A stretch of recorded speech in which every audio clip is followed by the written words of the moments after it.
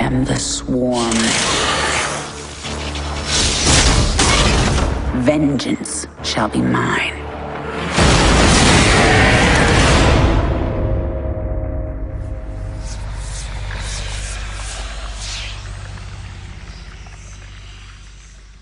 Ladies and gents, welcome back to AusGamers. You are here once again with Stephen Farrelly. Our lovely friends at Blizzard have given us another opportunity to speak to other people at Blizzard. I've got Alan DeBeery, who is lead software engineer working on StarCraft 2, Heart of the Swarm. You guys are all excited for it, I know. I am. It's been a big year for Blizzard already. It's been a big couple of years, actually. There's quite a few things going on. But, you know, I mean, maybe to get a bit of a taste for who you are and where you stand on this particular project, let's run through an Alan DeBeery day-to-day. Sure. So, yeah, I'm a lead software engineer on the StarCraft 2 team, and I'm kind of running the online and UI teams. So basically what that means is anything that interacts with the Battle.net service or anything that basically the user sees when they're interacting with the game in terms of the user interface. So we're working on a bunch of new cool features for Heart of the Swarm, both for the Battle.net service and for just UI features in general as well. So you're like the first, I mean, you're the first wave, you're the first thing that anyone comes into contact with in the game, which means that you're basically the first person that gets complained at as well when somebody doesn't like something. Can you run us through the kind of finding that middle ground for yourselves where usability is kind of more key to, you know, maybe some of the more complex systems that people are probably asking for, or you know, just old fan favorites that people, you know, don't realize are kind of streamlined into something else now? Yeah, it is a bit of a struggle. We get a lot of feedback from players, and so we got to try to listen to what they're saying and what our direction is as well, and figure out that middle ground. Some things they want don't actually work into the new way that things work, but most of the time it actually aligns well. So, like for example, some of the new features we're adding, one of them is multiplayer replays, which is a big feature that a lot of fans have asked for and we ourselves have wanted, and we didn't have a chance to get into the initial game. So that's a feature where now you'll be able to watch replays with your friends, where right now you can only watch them by yourself. And then since we're adding that, another cool aspect that we're going to throw in as well is a basically resume from replay feature, which kind of opens up a lot of cool functionality. You can essentially be watching a replay with your friend and then decide to kind of just say, you know what, right here at this point, we're going to punch in and we're going to start playing this game now. So even if you've completed the game before, you can go back into that point. Really? Yeah, it's a really cool feature where it opens up all kinds of new scenarios. Like you can do what-if type things. Maybe you just got done with a game and your friend was talking smack to you about how he did this good or that good. And you said, well, if I had done this, I would have done better. Now you can go to that point and say, okay, you know what, let's try it. Let's replay this from this point. Also opens up some really cool stuff with pro games. You could be watching a replay of, like, you know, Marine King against Nest T and some really awesome game. Well, now you can jump in at a certain point and actually play for them at a certain point. So, and then it has a really cool aspect to it as well for esports, where if for some reason a tournament game didn't succeed or it failed for some reason, either the computer crashed or, you know, the monitor shut off or whatever it might have been, now they can actually resume that game from the point. So it's a really cool feature. Was that like from the fans, or did you guys kind of come up with that one internally? So it's a feature that we've been actually looking at for a while that we've wanted to do. We just haven't had a chance to do it yet. So it's something we've wanted to do. The fans have also been mentioning it as well. So I think everyone wants it. Yeah. Mm-hmm. So let's talk about some of the bigger additions that you've done this time around.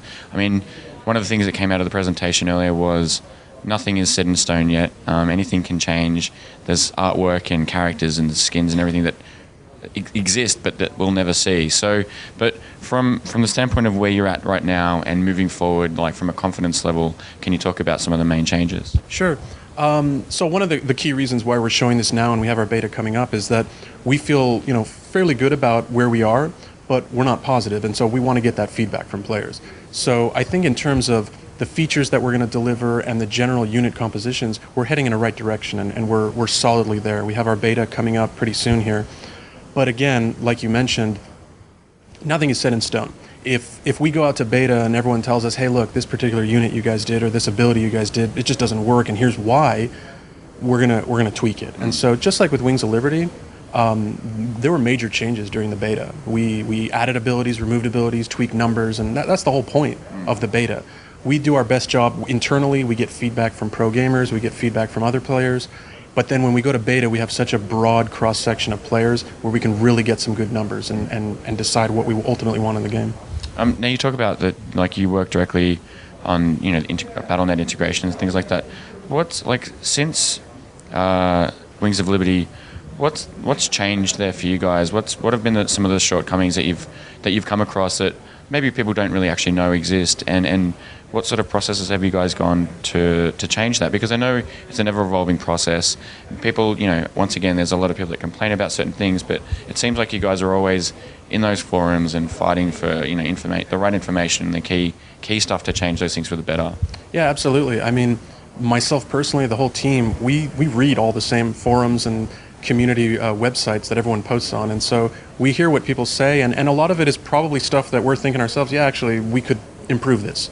And for whatever reason, either we didn't manage to get it in time for Wings of Liberty, or maybe it just wasn't planned yet, or whatever it might have been. So definitely from the BattleNet side, it's kind of, at this point, there's a very gray line between what is BattleNet and what is StarCraft 2. We have such tight integration with our online service that, like, even the thing I just described about multiplayer replays, that's a game feature, but it's also a BattleNet feature.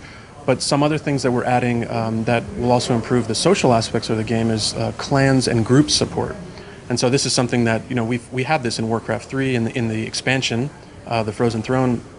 And we didn't have a chance to get it in for Wings of Liberty, so we know the community wants it, we want it, and so we're going to get it in around the Heart of the Swarm timeframe. But we decided, let's go a step further. Rather than just giving the same kind of clan support they had in the past, we've expanded it to even be like this group concept, where really it can be used beyond just clans. Now you can have social groups form these connections and play games together, whether it's like a barcraft, you want to advertise you're having your event, everyone get together. Maybe it's some kind of a community personality like Day 9, who people are interested in following him, so they join the Day 9 group or whatever it might be. So it gives both from the competitive side and then just the casual social side, people who are interested in just arcade maps maybe. Yeah. So just on that, actually, that's a really good place to go, because I'm going to profess to not be like the best StarCraft player in the world or anything like that. I'm not. I know the series and I've been playing it and I really enjoy it, but I'm not high level. So from a UI perspective, some stuff does come across as a little bit complicated for people that are coming into it for the first time. How do you guys approach that and keeping that high level integration for the top players as well? Yeah, that's a constant struggle.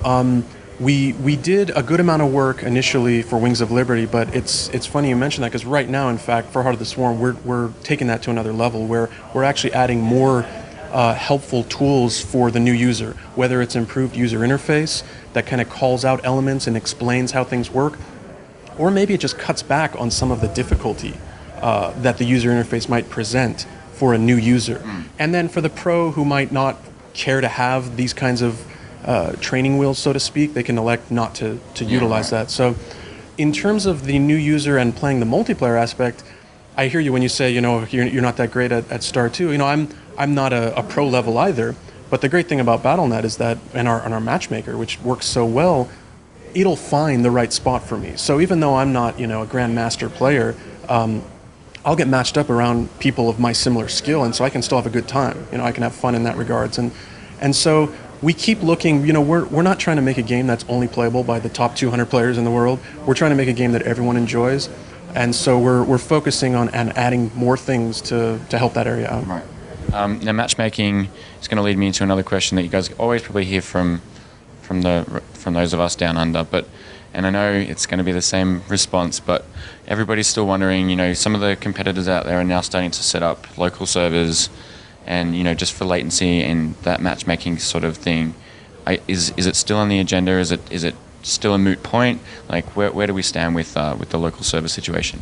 Yeah, nothing has really changed in terms of what we've talked about this in the past. I think there's a few things there that address that from a latency angle. We're actually looking at some of those, and maybe there's some changes we can make to improve that. From a situation where there's actually like a disconnect or whatnot, I think this resume from replay feature will really help in the tournament case.